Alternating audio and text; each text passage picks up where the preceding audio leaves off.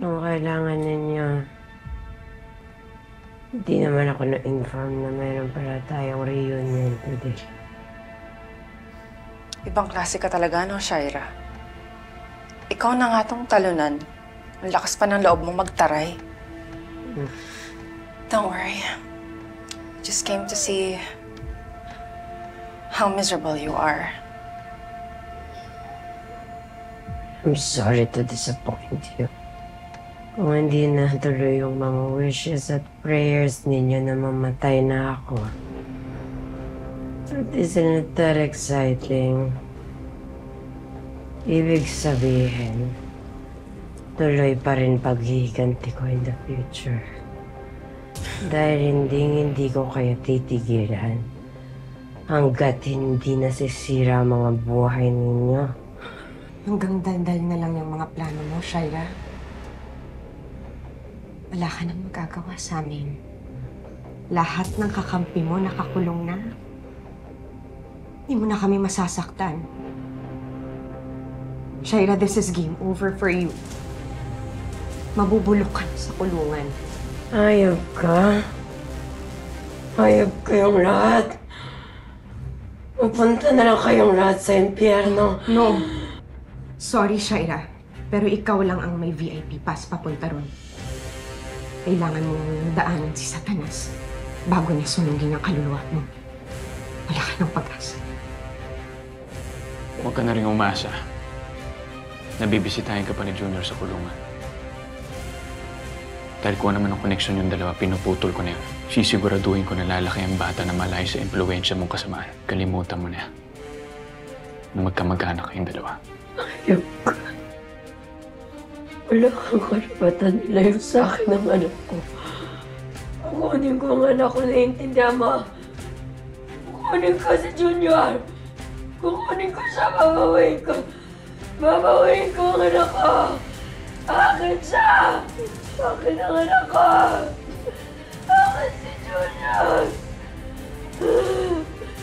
Ayaw ka naman. Ano nangyayari? Makawalan niyo ako dito. Makawalan niyo ako. Makawalan niyo ako. Sige po. Makawalan niyo ako. Makawalan niyo ako. Papatayin ko kayong lahat. Makakasama sa'yo yan. Wala akong pakialam. Makawalan mo ako. Sir, ako na bahala dito. Pakitawag na lang ng nurse sa nurse station. Sige, tulog.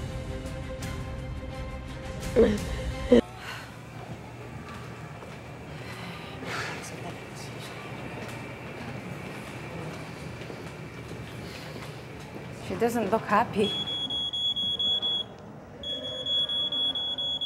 May sunog. May sunog ata. Si Leon, halin na!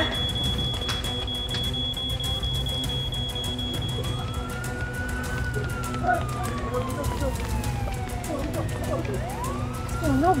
Ana, ano nangyari, Lord? May sunog, Leon. Si Billy. Ano nangyari? Alam eh.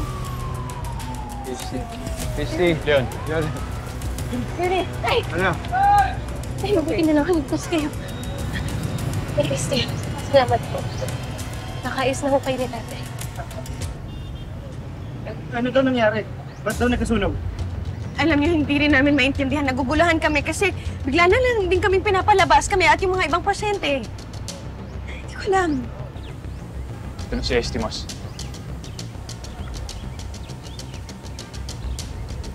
Sergeant, ano nangyari? At saka si Shaira, niligas ba siya ng mga tao mo? Saan niyo dinala?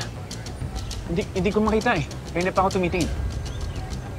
Sarge, may problema ba? Nakausap na namin ng fire marshals. Sa 7th floor galing ang sunog ayon sa kanila. 7th floor? That's where we came from. Bigla na lang tumunog yung fire alarm. Pero okay naman nung nandun kami. Parang wala namang problema. Sir, si Shaira, nasan si Shaira? Secured pa rin ba yung kwarto niya ng mga tauhan ninyo?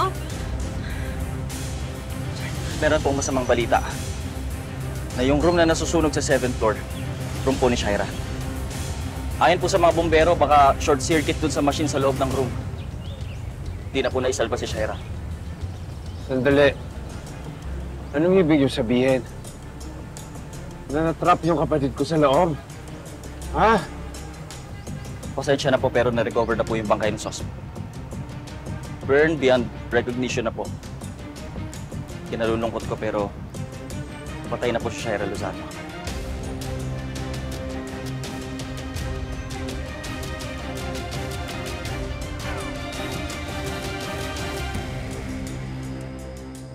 Sige, Colonel. Maraming salamat.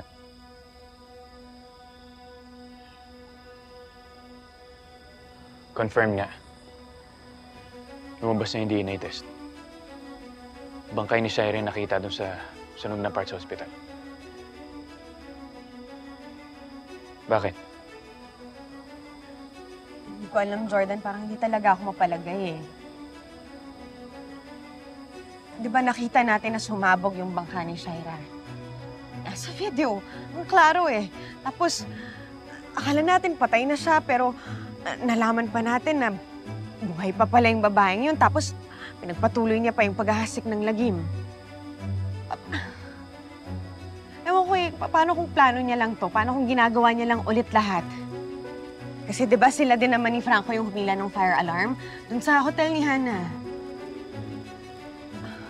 Tapos sobrang coincidence naman din yata na yung apoy nagsimula sa kwarto ni Shaira.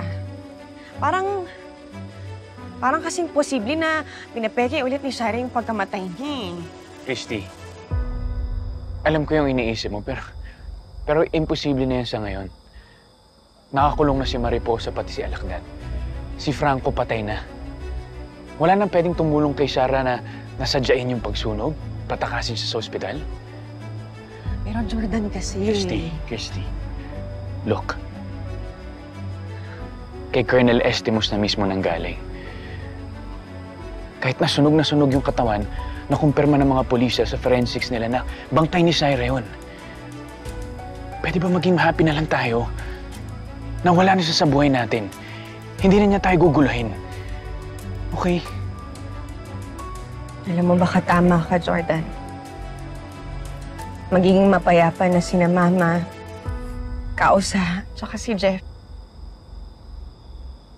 Kasi pinagbayaran na ng babaeng yun. Yung pagpatay sa kanila.